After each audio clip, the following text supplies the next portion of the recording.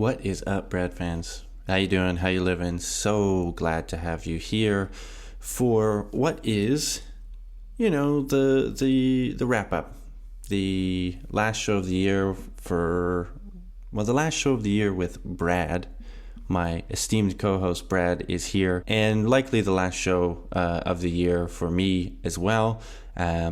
So I just wanted to give everybody a heartfelt thank you for tuning in this year, for following, for telling your friends about us, for reaching out and letting us know what you think of the show and what you would like us to talk about. You can still do all those things. Head to twobradforyou.wordpress.com. You'll find all the ways to get in touch with us. And I must say that it's been, on a personal note, a very good year for me.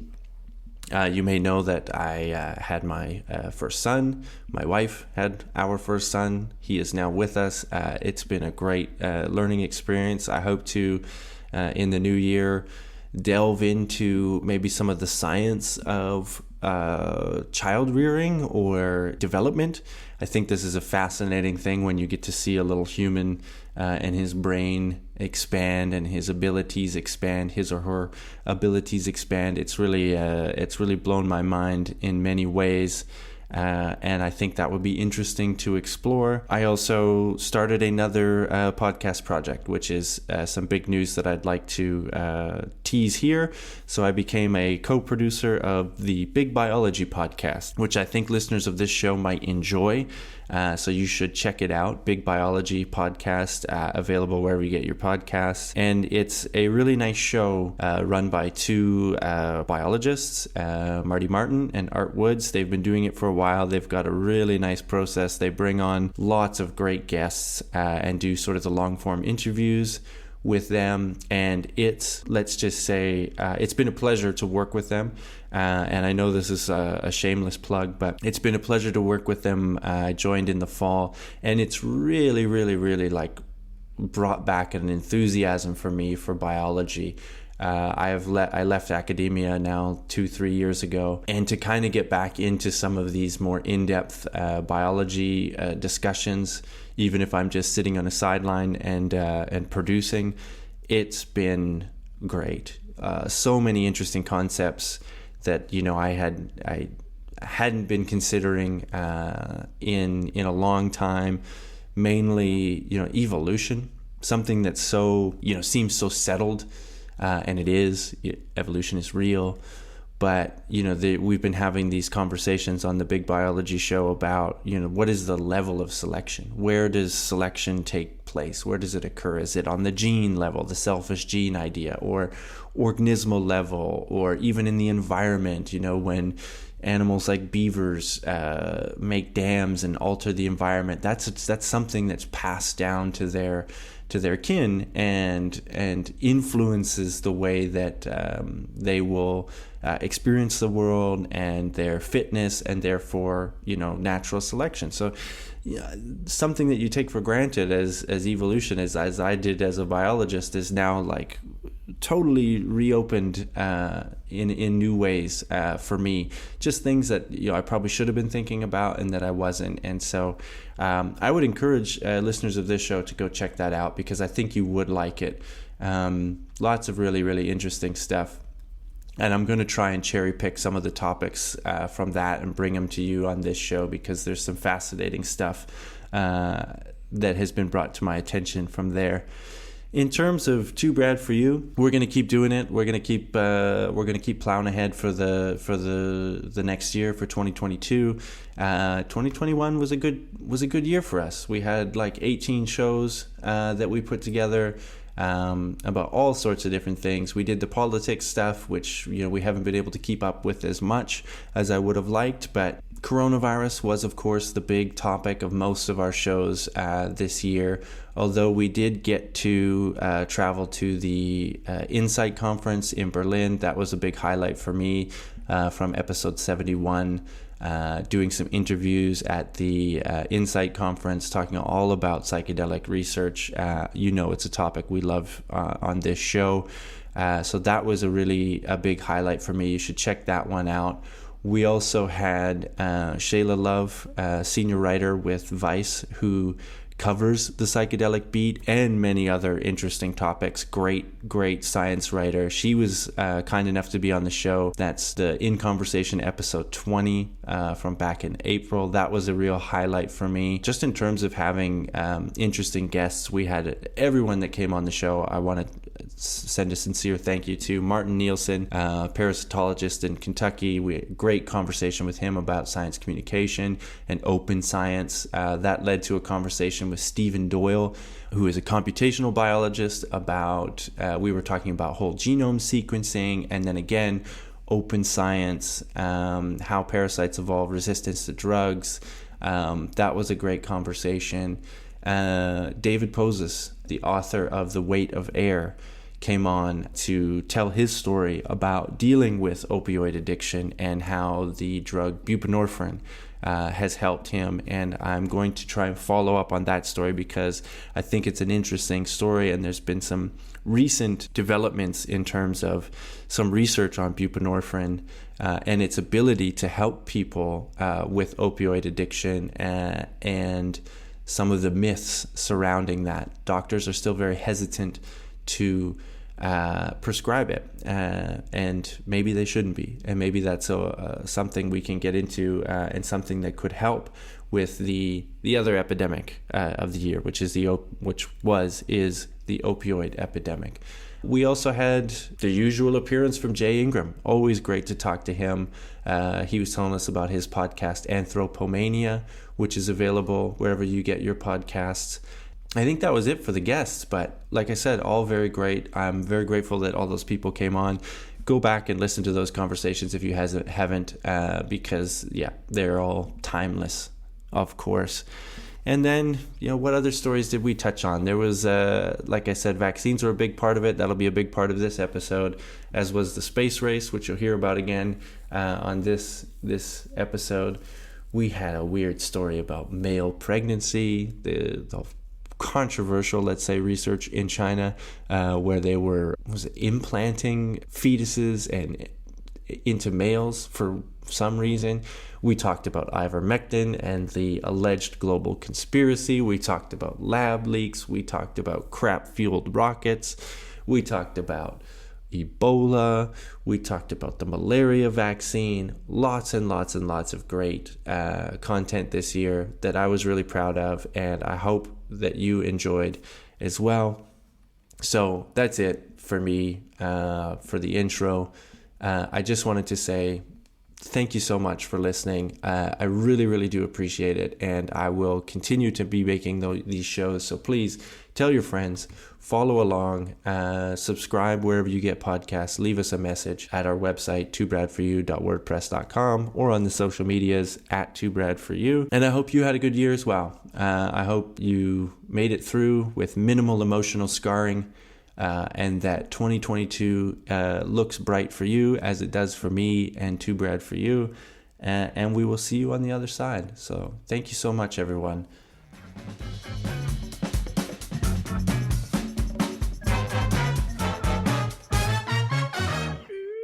Well, look who it is here for his, contractually obligated final show of the year. Brad, welcome. Good to have you. You met all your bonuses, so you'll get the 50 cents profit that the show generates. Got to keep that paycheck coming in, and obviously I don't want the name of the show to change, so I just have to pop occasionally and keep it real. Yeah. Hey, the show name will never change. Your founding member, your name will always be enshrined on the title. You don't realize mugs, how many t-shirts. Once the TV deal done, that's what I'm really hanging around for. You don't realize how many times I've had to explain the name to people. It gets a little tedious, but I will keep it, in honor of you, and also because I'm too lazy to change it. That would require, a new graphic. I would have to, tell all the listeners, oh, now we got a different name and blah, blah, blah. Exactly. I'd have to change and then the I'd email. have to ask to come on the show as opposed to just rocking up. Yeah, exactly. Exactly. Well, and let's be honest, it's scheduling podcasts is difficult. I gotta, I try to get one out once a month, twice a month, something like this. And the fact that you're willing to be here is great. So I'm not going to complain too much. No, not many people want to talk to me is what I'm saying, Brad. Not many people. Well, what I tend to do when I'm recording with you, Flash, is just kind of ignore that you're there and just talk about what I want to talk and then hang up. Right.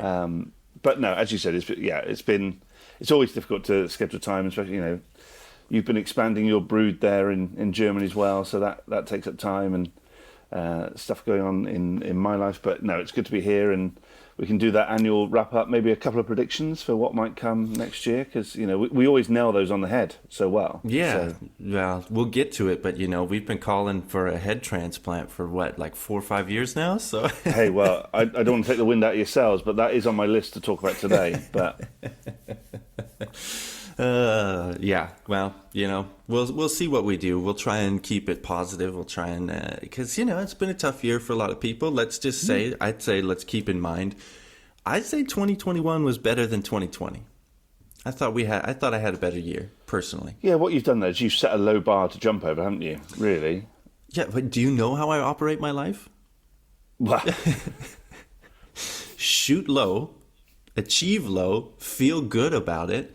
You know the old motto: if when the going gets tough, quit. Yeah, This probably wasn't worth it. Head to the bar. Yeah, Yeah.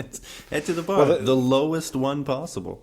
Well then, yeah. Based on that, you're right. 2021 was a massive improvement on 2020. So, do you want to start with your? So what was your big story of 2021? I have mine, which may involve a rant or two. So I'll let you go first. Well, what was obviously we've got the virus. Yeah. See, it's got to a stage now where we can just call it the virus, Yeah. not coronavirus. Yeah. So we've got the virus. So come on to that in a minute. I think touching on it, I think Ebola is still around. The other virus. The other virus, and for a long time was the virus for us. Yes. You said "too Brad for you." People went Ebola. That's right. That's Not right. because we'd had it. Let's just make that clear. Yeah. Just because that's what we were synonymous for. As I was sort of quickly scanning to, meet my contractual obligation for today, I think for me the big space race that was the big one this year. We lost Mad Mike Hughes last year. Dearly departed flat earther. And I thought nobody's going to take his place. Who can step into those shoes? Oh, not just one person step forward, two. And we're talking about Richard Branson and Jeff Bezos here. Yeah. So, they stepped forward, billionaires space race. Who could be the first up there? There's still some controversy over who, Branson was up there first, but Bezos went higher, deeper, longer. All these billionaires, they like to argue. All measuring their rockets, right? Exactly. Yeah. Their phallic-shaped rockets. With the whole climate change discussion that's gone on this year, really, billionaires having space races, is this really the best thing for the environment? But I'm kind of intrigued to see what comes out of it, because I think we're having this space race, as with all things, there's usually technology that then spins out of that, we could use this for that, and X, Y, Z. That's not happened yet. Currently, they just whack a bloody great motor onto a rocket and blast up into space. But I'm sure that will come. Yeah. We'll see. I mean, it's tough not to view Bezos, especially, as the Bond villain. I'm sure we've talked about this before, that has some ulterior motive. I've seen the PowerPoints or the talks he's given about building the orbiting biospheres for people to live on. There was is that to escape the unions for the Amazon workers? Is that the... Yeah. The next tax haven, It's do whatever you want. Although there is this is going to sound worse than it is, but... Oh, hold on. Listeners, put on your seatbelts, get a crash helmet, probably even wear some eye protection. Yeah. Flash is going for it here. So I saw Alex Jones, famed, reputable source of information, talking about how there was a headline or a quote or something from Jeff Bezos saying that the Earth is only going to be, there's only going to be like so many people left on it or something, or the Earth is going to be left as like a haven for people, and that other people can live in space or something like this. Now, this was a headline distorted through the Alex Jones filter that I just happened to come across on YouTube, and I say prepare yourself because of that. This is a big grain of salt, a big, huge salt block we got to, take this with. But I wouldn't put it past him. I wouldn't put it past Bezos to kick us all off the planet into space, make us mine asteroids while the rich and wealthy get to live on Earth. Alex, you might be onto something. Well, in which case I'm going to start stockpiling guns like every American out there, just in case. That's right. Yeah. Yeah. Well, yeah. So what the technology that spins off from it, I don't know. I think asteroid mining has to be something that, this is Sounds like such a dodgy euphemism. I'm now being serious. I've switched to serious mode. Like, I think that, if we're looking at what does this offer, humanity, the ability to go colonize another planet, potentially. I saw another thing, looking at Science Stories of the Year or whatever, there was a proposal to make like a genetic lunar ark. So to store like, the combined knowledge of all the genomes of the species on Earth on the moon, in case something happens, and then we have this, Yeah. What you're describing a massive sci-fi movie here, aren't you? Yeah. This is basically, yeah. So I don't know, but other than these, like we have to extrapolate, because just, Bezos and Branson bringing space tourism to the rich, I don't see a use for that. Maybe if they could make air travel more efficient in some way so that we're producing less emissions per trap, but I don't see that happening with these rockets. They're still pumping out massive amounts of emissions. Elon, and we've talked about this earlier in the year on the show, Elon seems to be the only one that has like a kind of, benefit, by having the reusable rockets and, having space cargo going up to the space station. But I don't know, maybe 2020, maybe we'll see something. And it's like we've said on this show before, you have to have innovation. You have to have this bubbling undercurrent of basic science and research and innovation and all these things and you never know what it'll lead to. So maybe we can give them the benefit of the doubt in some way. Yeah, I think what it has done is, as you said, will general aircraft technology improve because of it? Will passenger flights get better, quicker, more efficient because of it? Maybe not. I think what it has done is it's brought the space race and space travel back into the public eye, which, and we've talked about this on the show before. When I was a kid, one of the rockets taking off or the space shuttles taking off was a big deal. You sat down as a family and you watched that. And then suddenly it just became, oh, there's suddenly another rocket to space. And, you'd read about it in the paper the next day. You didn't even know it was happening. So I think that the first good thing to me is it's brought that back into public eye. Kids are the ones that get enthused. They might want to go into science and technology as they get older.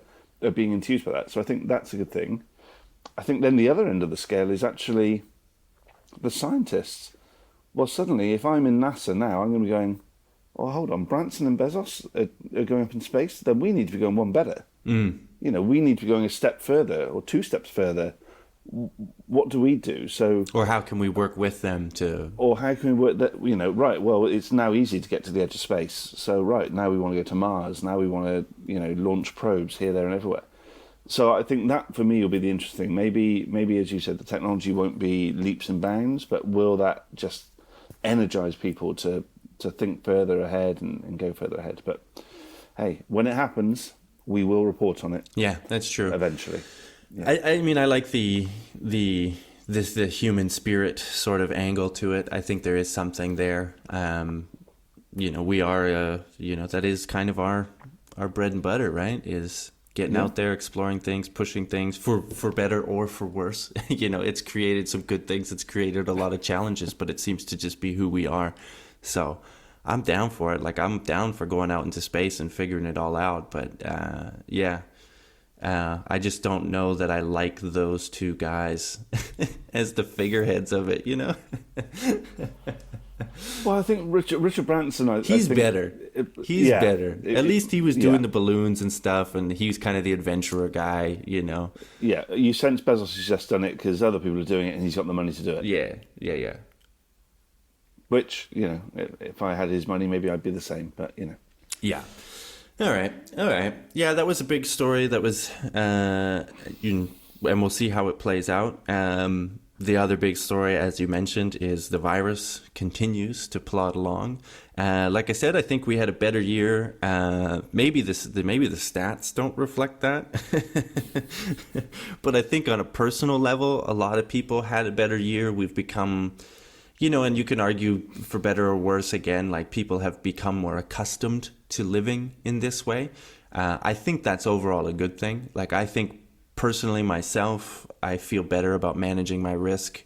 I think people around me feel better about managing their risk overall in society. And I think that's just better for people mentally, physically as well. We know a lot more. There's still a lot of unknowns about this, and it's still a changing situation, as we saw a couple of weeks ago with the new variant, right? But a big part of why I feel better about this, and why I think a lot of people feel better about this, is the vaccines. And this was the big story of the year, I thought, for good and for bad. Obviously, the good is that this amazing new vaccine technology was developed and rolled out so quickly and works. We don't have to debate that it works or not. It's the data is there. The data is there, and I mean, we could spend hours talking about how these were marketed to the public, how the communication went out, and people saying, "Oh, well, we were led to believe that it was going to be this fix, and now it's not, and the goalposts are shifting and all that." And maybe that's true. Maybe that's certain people getting their information from different places. Maybe that's their perception of it. I don't think that's true, but you and I have a very different media stream when it comes to these things. But no, it's there. They're working. They're doing what they said to do, and because it's an evolving situation, new virus, new vaccine, it's unreasonable to think that we would have been able to predict how it was going to go to the T. The broad prediction was, this is going to be the way out. This is going to be how we get out of this. That hasn't changed. That's still, because that doesn't matter on the specific vaccine and its efficacy. So just broadly, vaccines as a tool, as a technology, are the way that we beat diseases. It's the way that we beat all these diseases. Smallpox, polio. Yeah, there is no end game to coronavirus. As much, I was scrolling through some messages last night, and people going, "Oh, well done on 21. Wear a mask, take your vaccine, so we'll get through it." And it is how we will manage it. But coronavirus isn't going to go away. I don't think so. As you said, how do we manage it? How do you? And as you said, the first part is managing your level of risk. How much risk are you willing to take? And we all do this on a daily basis in all walks of life. But I've started going to gigs again. Yeah, there's 2,000 people in a room. Rewind back a year ago, we wouldn't have done that. Why do we do that? Well, I've been vaccinated. I'm wearing a mask. I'm sanitizing my hands. I'm doing regular testing. And venues have vaccine requirements that people got to be vaccinated to go in. And that brings us to the bad, right? Is that there's this vocal minority of people that are very upset about this, requirements to have a vaccine to do leisure activities, and there's people that still distrust the situation, and there's a lot of anger and stuff about that. And I think we could address a couple of these things right here, because this has been a very perplexing thing for me to see. We always knew that there was an anti-vax movement, right? There was this anti-vax movement that just had some wacky ideas about the science of vaccines and how they work and what they do and all of this stuff and health and everything. So there's this crazy anti-vax and I would say health and wellness movement that have poisoned the well. That accounts for some of this, right? We can get to that. There's this freedom idea that has sprung up as well. And it's spurred on by, vested interests, different media sources, different political people kind of thing, this whole freedom angle of vaccine mandates and stuff. And I'm sitting here, I've been trying for this year to wrap my head around this from a science communications perspective, because you hear about we should empathize with people and you can't force them to do things and all of this stuff. And so I'm trying to understand the other side of this coin, right? And when it comes to this freedom thing, it makes zero sense to me. And I wonder, there's always just these you just shift your perspective and look at it in a different way. But if you just think about the freedom thing and all this, the hyperbolic comparisons to Nazi era time, show your papers, blah, blah, blah, all this stuff, there's a really big difference between these things. And the big difference is that no one is being discriminated based on their skin color, religion, ethnicity, political leanings. This is very clearly a public health issue. You don't have the vaccine, you're more likely to spread the virus. Ergo, you can't go to places, where you're going to spread it to a bunch of people. And it's like, well, my rights, you can't force me to do. You're right. You have your rights and you can't be forced to do anything. And I think there is a line here. And compulsory vaccination that they're talking about in Austria and here in Germany, I think that is a line too far. I'm willing to say that you can't do that. However, those people that don't want to take the vaccine, you have to think about the rights of other people, right? And the rights of other people is to say, we don't want you around because you carry diseases, and that's just the way it goes. And so there's this notion that this is unheard of or something like this. We have countless public health regulations. You can't, piss in the town well. You can't walk around with your, Is that banned now? Yeah, that's not allowed. Shit. I don't know about your town, but don't drink from the water around here, guys. Yeah. Whoops, sorry, my bad. You got to wear hairnet if you work in a restaurant. We even have down to if you have HIV and you knowingly have sex with someone without protection, without informing them, you can be charged for that. So it's not like this is a new thing. Look back into history. We would put lepers on islands. We would put tuberculosis patients on islands. And I'm not saying we should do that, but it's if you think you have it bad now, so you live in the freest time ever. We've always had public health rules. Public health rules have existed forever. This isn't some new step. This isn't some creeping authoritarian thing. It's very well established. And then you look back to even, not just human civilizations, any group living animal, early humans, monkeys, fucking ants, they all do these things. When you live in a group, when you're a social creature that lives in a group, you make concessions for the safety of the group. That is what we do. It's always what we've done. There doesn't exist this previous historical state where everybody just got to do whatever the fuck they wanted. And, that's how it worked. That's anarchy. You can have that ultimate individual freedom.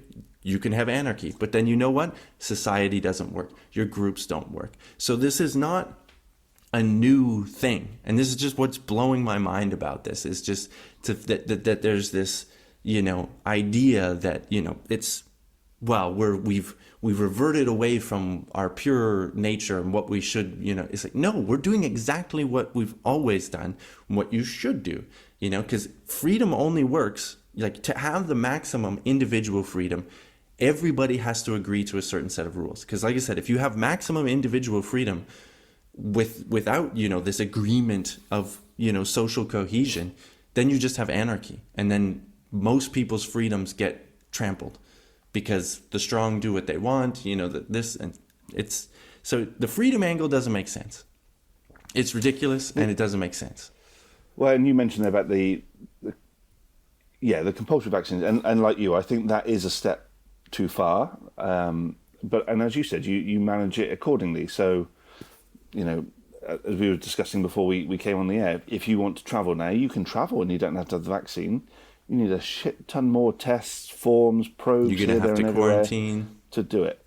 So, you know, yes, that is a way of governments coercing people into having the vaccine, but also it makes good sense. It's and a here public in the UK, health issue. Exactly, it's a public health issue. So here in the UK, I think it's coming in March or April next year. If you're working on the front line in the health service, it will be compulsory to have had a coronavirus vaccine. And people are up in arms about that. But it's like, well, no, hold on. Those people on the front line already have compulsory vaccine requirements. They have to be vaccinated against hepatitis B. So that's not There's nothing new here. There's nothing new. And also then you've got to think, well, actually, no, okay, don't make it compulsory. If you're on the front line, you take your chance. You sign a form to say, do you know what? I don't want the vaccine for whatever reason. Doesn't matter what reason. I'll take my chance. But then the employer has to say, well, actually, now from a health and safety point of view, I've now put you at risk because it's the equivalent to me not giving you facial protection or goggles or gloves. And you're putting patients at risk. That's the other thing. It's like, it's not just about you. It gets so, you know, and people, you know, then try to obfuscate and say, well, people that are vaccinated can still get it and give it.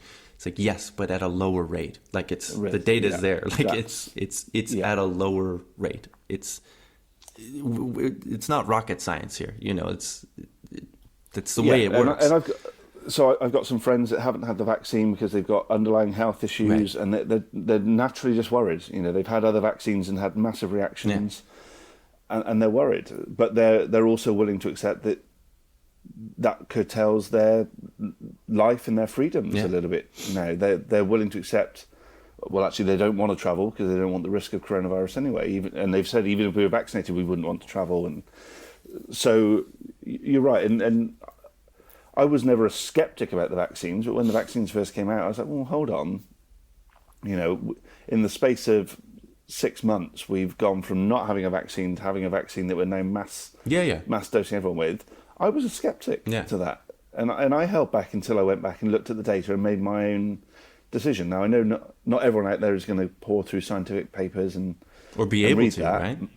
Or be able to. A lot of people are just going to defer to whatever the mass media are saying is the first instance. And obviously the mass media, mostly mainstream media, are driving towards have the vaccine, have the vaccine, have the vaccine.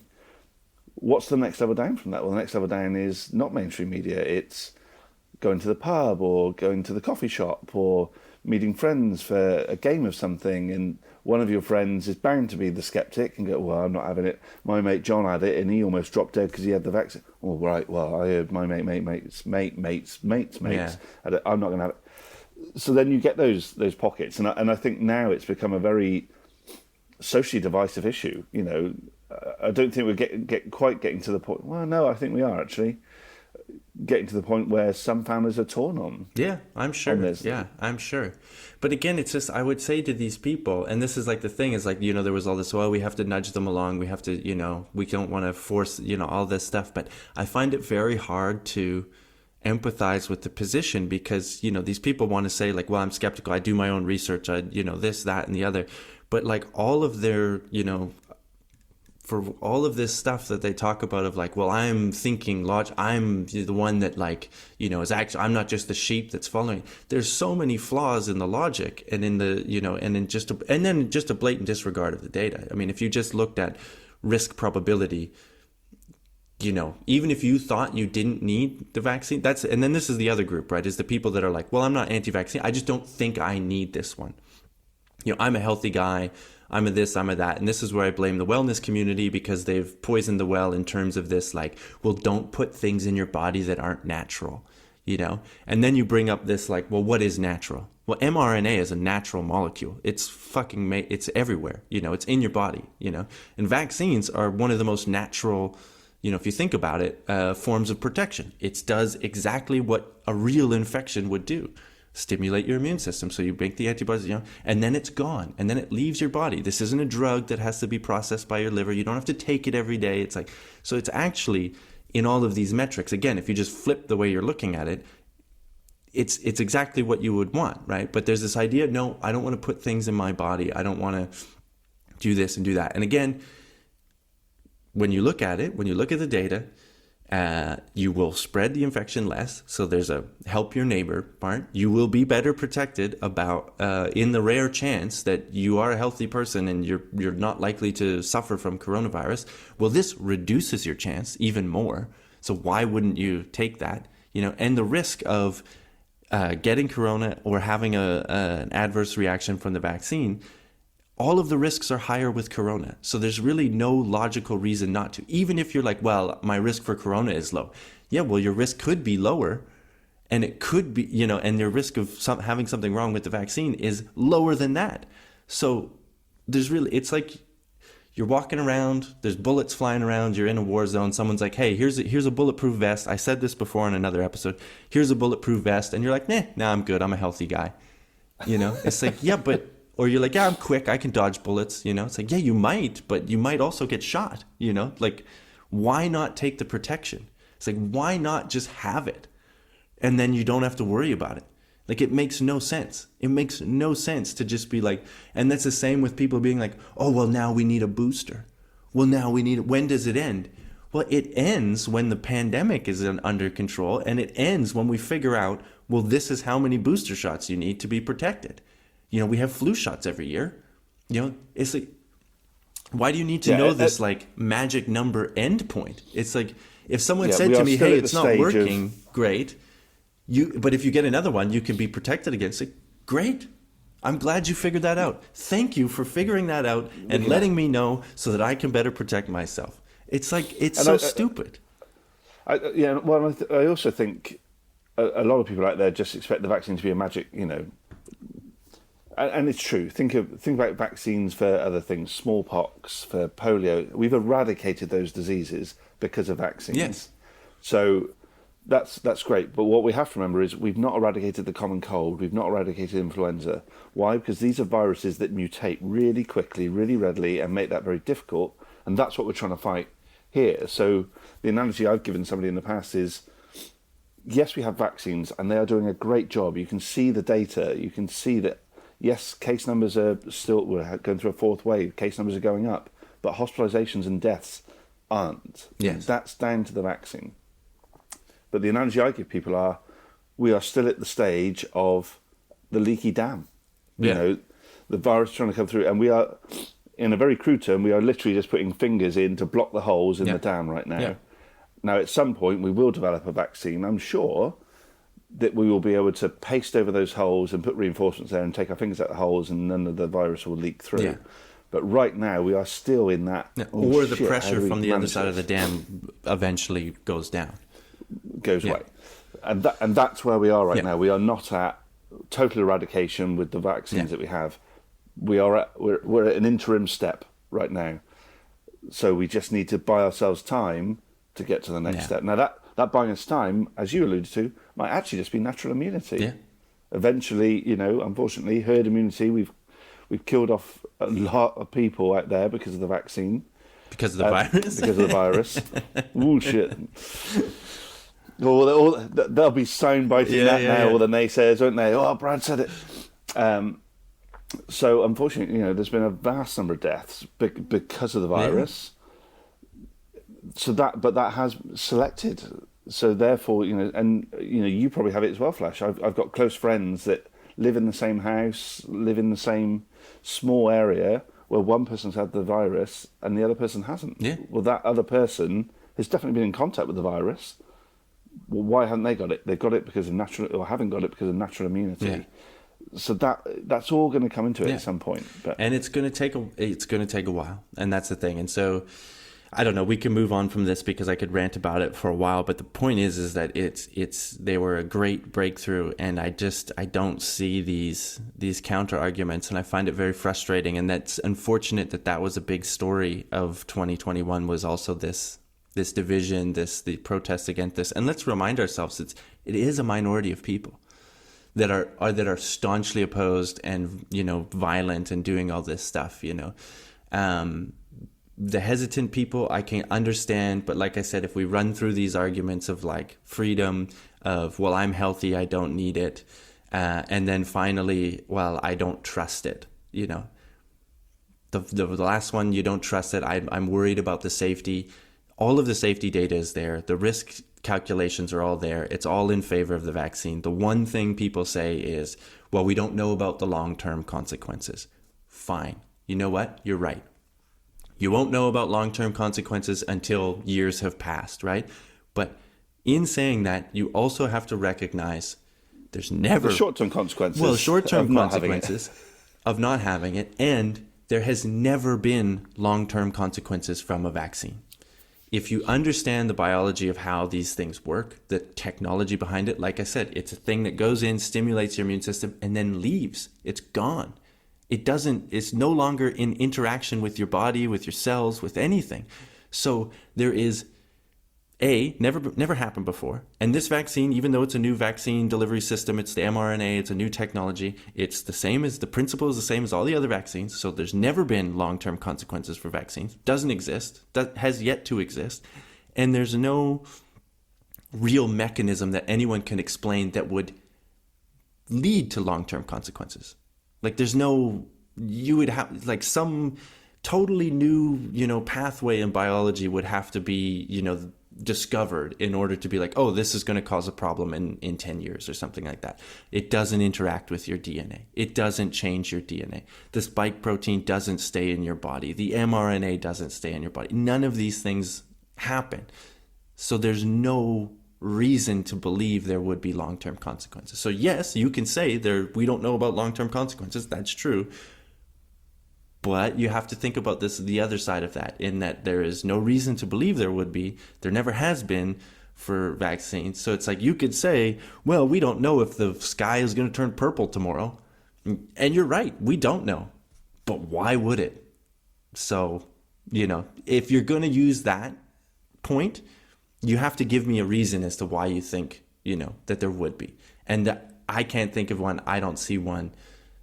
None of the scientists can, none of the biologists can. So that one doesn't hold water for me either. So I really don't see it. So I have trouble empathizing with these people. And I don't think, the fact that you can't go to the pub, you can't go to the gym, that's your choice. You're making that choice. The rest of us are protecting ourselves from a deadly virus. Different risk for different people, but it kills people. And that's the reality. So I've had trouble, and I've had a lot of trouble trying to think about this and not get sour and not get bitter about it, as you might know, as you might hear. Yeah, well, sensing a little bit coming through there, Flash. I think, and I know we're coming up on time a little bit, but I think the point you made on there, especially with this new technology of vaccine, I know there's something you can touch on. This technology wasn't. Well, it's new in the mainstream now, but it's actually been worked on for years. And the reason it's been worked on for years is the potential to cure cancers, to cure HIV, to cure all these diseases that we didn't, because it's a totally new way of doing things.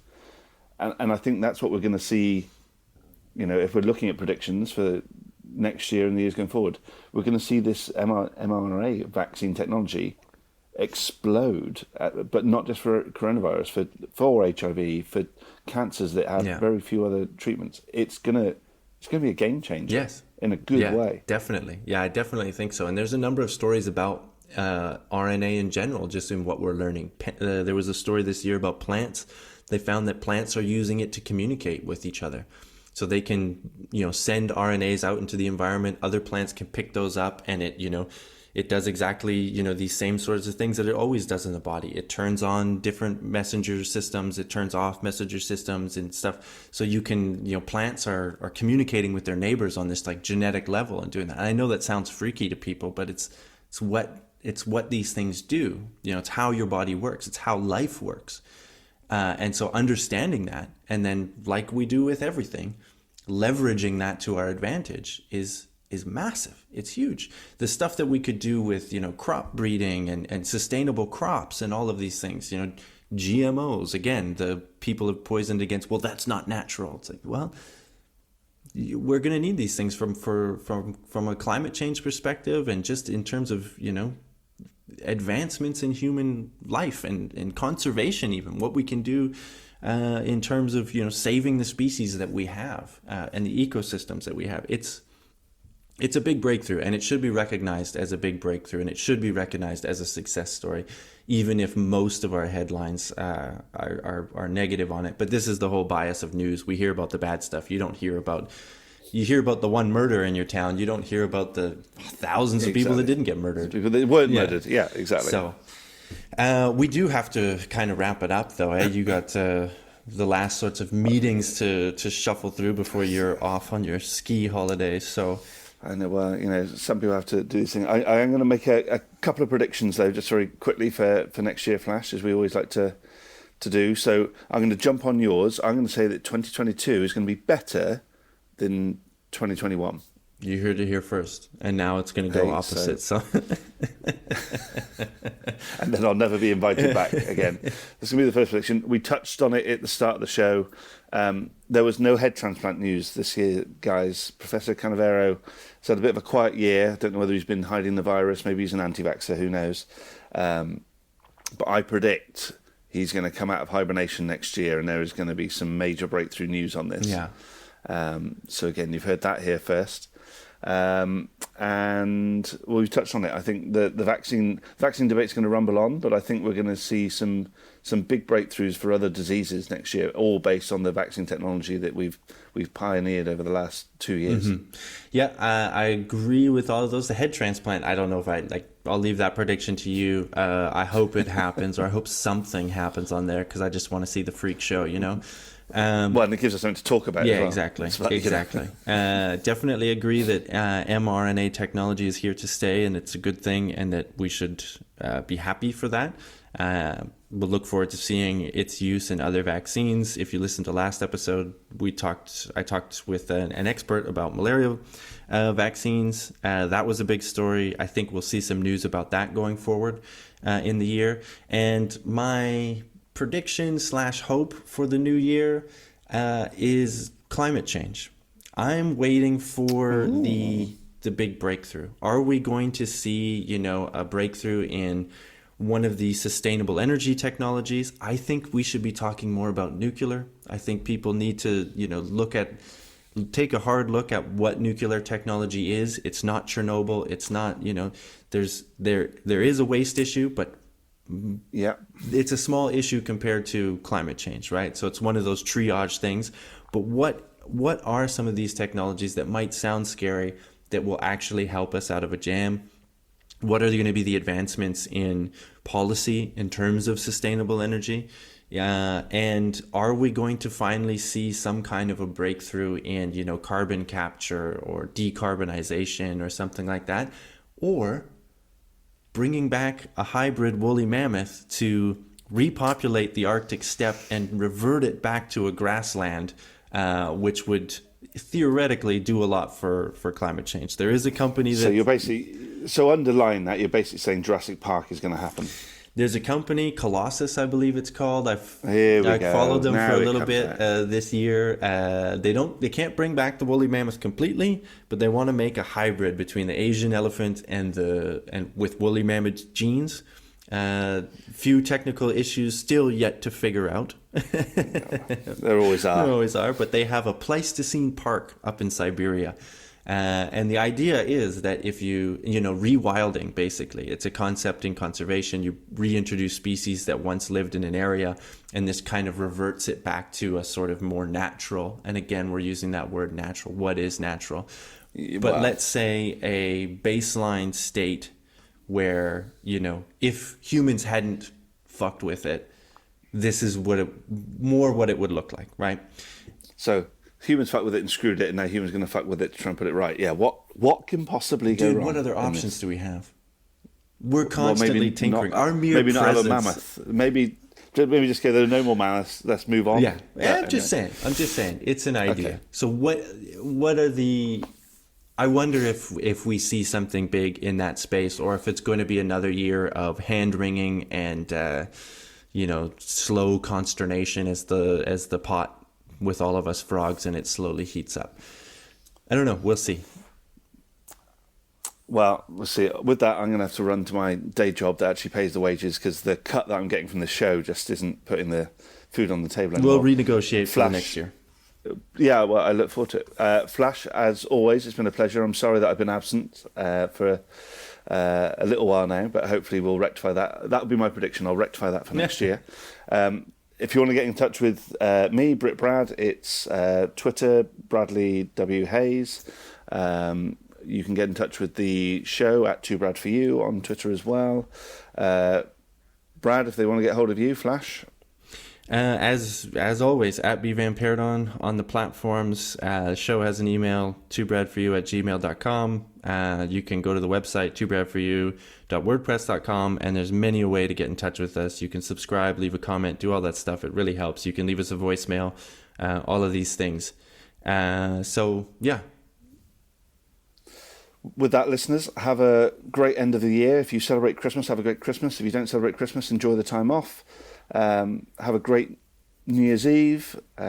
Flash, you're heading back to the homeland, so say hi to the family and have a great time back there. Yes, thank you. Will be a good trip. And so, yeah, everyone, thank you as always for listening this year. We really appreciate it. And we will see you next year. So stay safe, have a good holiday, and better things in 2022. Take care. Always good to hear from Brad, isn't it? And always good to hear from you. So please do reach out. Let us know what you thought of the year. Let us know what you'd like to see in the next year. And I'll do everything I can to give you what you want. It's what I try to do on this show. So reach out. 2brad4u.wordpress.com is the website again. Everything you need to get in touch with the show, to subscribe to the show, to comment, rate, all of those things that really help us out. It's all there. There's not much more to say. The year is winding down. Enjoy yourselves. We've all earned it. Be safe, but enjoy yourselves. If you haven't seen family in a long time, I hope you get to see them. I hope you can remain as safe as possible. And like I said, we'll see you in 2022. Take care. Bye for now.